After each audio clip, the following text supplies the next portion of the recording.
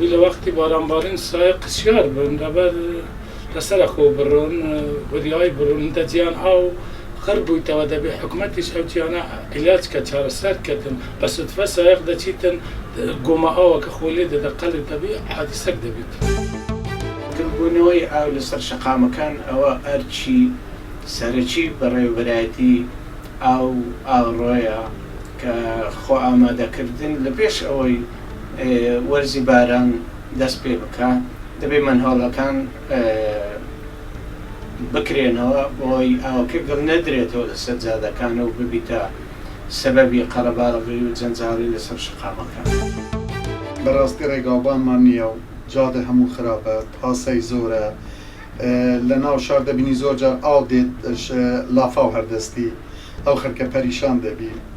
ئێمە وەکو هاوڵاتی داوا لە حکومەتی هەرێم دەکەین چاوەک بەو جادانەدا بخشێنێت چونکە بەڕاستی جادەکانمان زۆر خراپە. لە کاتی باران دەبی سایقەکان هەمویان هێمنتر بن لەسەر خۆ بن تەحملیان هەبن